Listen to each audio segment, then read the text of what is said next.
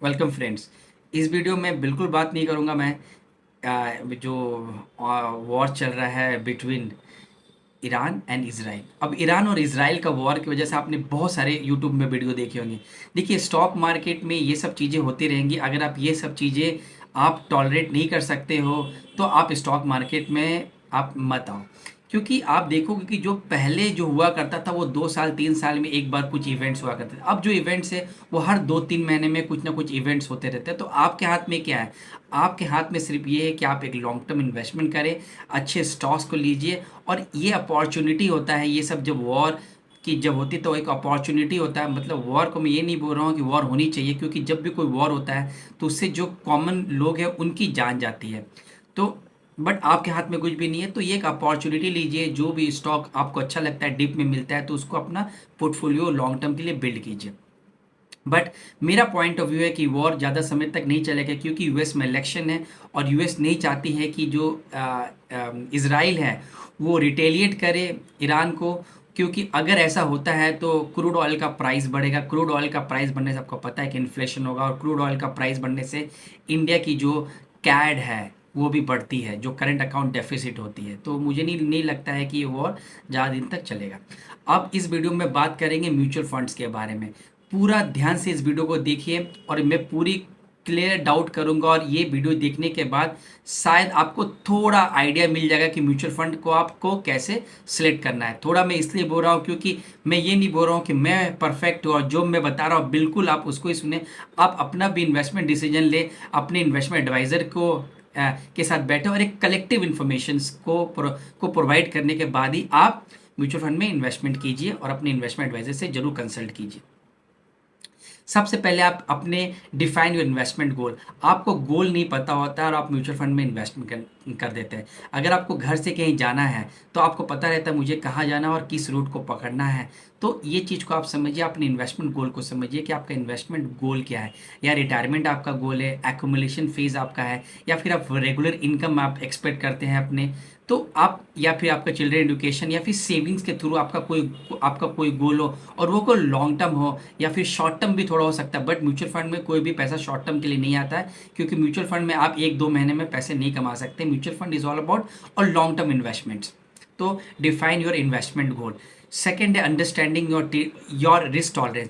अपने आप रिस्क को समझते नहीं कि रिस्क आपका क्या, रिस्क एपिटाइट कितना। अगर स्टॉक मार्केट गिरता है तो क्या आप उस वॉलेटिलिटी को आप सहन कर सकते हैं? आपका कैश फ्लो कैसा है, आपकी जो फाइनेंशियल सिचुएशन है वो कैसी है। जो भी कमिटमेंट कीजिए आप एसआईपी के मोड में या लमसम के मोड में, उस कमिटमेंट को आप ऐसा अमाउंट कीजिए जो आप हर महीने कर सकते हैं। तो इसलिए अपने कैश फ्लो को समझना, अपने फाइनेंशियल सिचुएशंस को समझना बहुत ही इंपॉर्टेंट है। और आप ये भी देखिए कि हु आर यू, आप कौन हो। आप कंजर्वेटिव इन्वेस्टर हो, मॉडरेट हो, या फिर एग्रेसिव इन्वेस्टर हो। तो जो आपके इन्वेस्टमेंट एडवाइजर होंगे उनके पास एक क्वेश्चनर होता है, वो क्वेश्चनर पूछ के ये पता कर सकते हैं कि आप किस कैटेगरी में, आप किस कैटेगरी के आप इन्वेस्टर हो। अब रिव्यू योर हिस्टोरिकल परफॉर्मेंस। अब जो फंड जो हो आप लेते हो, उस फंड का आप परफॉर्मेंस को देखिए। तो जो past performance is not indicative of a future results, ये तो बिल्कुल सही है, बट पास्ट परफॉर्मेंस जरूर देखिए आप। बट उसके साथ साथ ये भी देखिए कि क्या आप अगर एसआईपी लेते हो तो आप पर मंथ देखिए कि पर मंथ का कैसा रिटर्न आया है, या फिर और लमसम लेते हैं तो आप ईयरली देखिए। तो आप ये देखो कि आपका जो अल्फा है, जो बेंचमार्क इंडेक्स है, जैसे आप फंड ले रहे हो, आप कोई रिकमेंडेशन, ये पराग पारिक फ्लेक्सी कैप।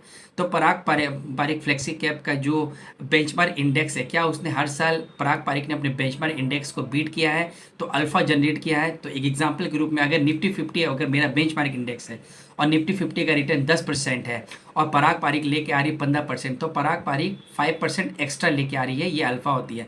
और अगर अपोजिट हो, अगर पराग पारिक 10 की जगह 5% लेके आ रही होती है, तो 5% माइनस है, तो नेगेटिव अल्फा है। तो आप ये देखिए कि जो year on year alpha positive है कि नहीं। आप स्टैंडर्ड डिविएशन देखिए कि मार्केट में वॉलेटिलिटी रहती, फंड में कितनी वॉलेटिलिटी है।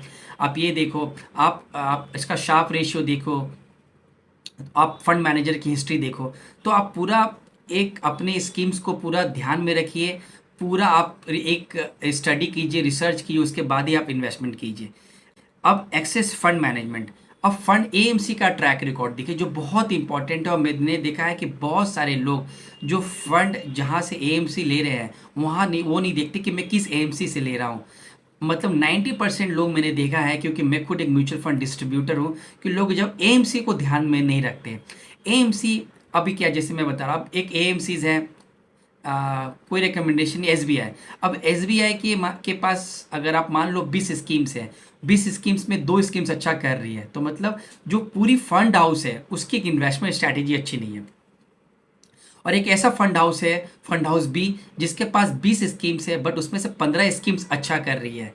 तो मतलब पूरी जो एएमसी है उसका ट्रैक रिकॉर्ड काफ़ी अच्छा है, क्योंकि 20 में से 15 स्कीम्स अच्छा कर रही है।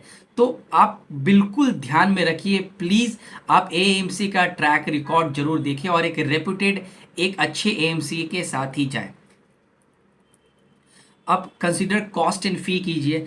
अब म्यूचुअल फंड लेते समय सबसे पहला बात ये होती है कि आप लोग बिल्कुल ध्यान नहीं देते हैं कि क्या, क्योंकि इसका एक्सपेंस रेशियो कितना है। तो एक्सपेंस रेशियो को जरूर ध्यान में रखिए कि एक्सपेंस रेशियो कितना है। अगर आप एक स्कीम ले रहे हो, पराग पारिक फ्लेक्सी कैप और एक आईसीआईसीआई फ्लेक्सी कैप, अगर दोनों का रिटर्न सेम है, और एग्जाम्पल के रूप में मैं आपको बता रहा हूँ, पराग पारिक का एक्सपेंस रेशियो है 1.5% और सेम रिटर्न जनरेट कर रही है आईसीआईसीआई फ्लेक्सी कैप, और उसका अगर एक्सपेंस रेशियो 1.25, तो आप 1.25 पे जाइए, क्योंकि दोनों का रिटर्न सेम ही है बट एक्सपेंस रेशियो यहाँ पर आईसीआईसीआई फ्लेक्सी कैप का कम है। तो आप एक्सपेंस रेशियो जरूर देखिए। Cheque fund size and liquidity बहुत इंपॉर्टेंट है।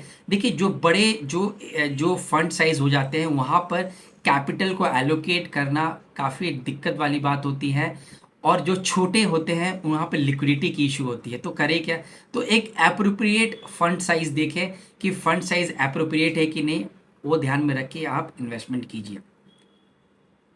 और क्या कर सकते हैं आप, रिटर्न देखिए। अब रिटर्न क्या देखते हैं आप, रोलिंग रिटर्न भी देखिए। रोलिंग रिटर्न क्या होता है कि रोलिंग रिटर्न का मतलब होता है कि आप एक एवरी ईयर, मैंने आपको बता दिया कि 2010 में इसका रिटर्न इतना है, बट अगर आपको 2009 का रिटर्न देखना है तो इंडिविजुअल ईयर में कैसा रिटर्न लेकर आई है उसके लिए रोलिंग रिटर्न होता है। मतलब हर साल 5 साल का मैंने आपको एवरेज बता दिया। हो सकता है कि मान लो 2015 से लेकर 2020 तक 20% का रिटर्न दिया, बट वो फंड ने, आप ध्यान से सुनिए, 2015 से लेकर 2020 तक बट 16, 17, 18 रिटर्न नहीं दिया है। 19 में काफ़ी अच्छा रिटर्न आया था, क्योंकि 19 में मार्केट में बुल रन था। एक एग्जाम्पल के रूप में मैं बता रहा हूँ। तो जो 3 इयर्स का जो रिटर्न है वो तो आपको पता नहीं, तो वो रोलिंग रिटर्न से आपको पता चलेगा कि इंडिपेंडेंट ईयर में कितना रिटर्न आया है। तो म्यूचुअल फंड सेलेक्ट, आप गोल डिसाइड कीजिए, अपने फंड मैनेजर्स की हिस्ट्री देखिए, एएमसी का ट्रैक रिकॉर्ड देखिए, आप एएमसी का जो आप फंड पे जिस इन्वेस्टमेंट कर रहे हैं उसका साइज देखिए, अपने अपने रिस्क को समझिए, अपने रिस्क एपिटाइट को आप समझो, और गोल को जरूर डिसाइड करो। सबसे पहला आपको म्यूचुअल फंड लेते समय अपने गोल को डिसाइड, सबसे इंपॉर्टेंट ये है कि गोल क्या है आपका, पहले आप ये डिसाइड करो, और गोल के हिसाब से ही आप म्यूचुअल फंड स्कीम्स को अलाइन करो। और आप ऐसा भी कर सकते हो कि आपका जो पर्टिकुलर कोई गोल हो, अगर शॉर्ट टर्म हो तो वहाँ पर आप थोड़ा सा रिस्क ले सकते हो, अगर आपका लॉन्ग टर्म गोल हो तो थोड़ा मॉडरेट आप ले सकते हो। तो इसके हिसाब से आप इन्वेस्टमेंट कीजिए, और अपने फाइनेंशियल एडवाइजर के साथ बैठो, आप समझो पूरे, आप पूछो कि गोल को, आपका गोल को समझो, अपने हु आर यू, आप किस तरह के इन्वेस्टर हो, आप वो समझो, उसके बाद ही इन्वेस्टमेंट करो। क्योंकि म्यूचुअल फंड वो is one of the best tool जहाँ पर आप इन्वेस्टमेंट कर सकते हैं। क्योंकि आप एक अगर इंडिविजुअल हो और अगर आप एक फंड मैनेजर हायर करना चाहते हो तो बहुत ज़्यादा आपको एक्सपेंसेस लगेंगे, बहुत ज़्यादा पैसे लगेंगे।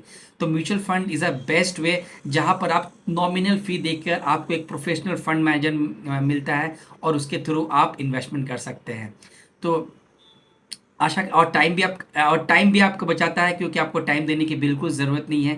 तो म्यूचुअल फंड के लिए लॉन्ग टर्म इन्वेस्टमेंट देखिए, और ज़रूर जो भी मैंने बोला उसको ध्यान में रखिए।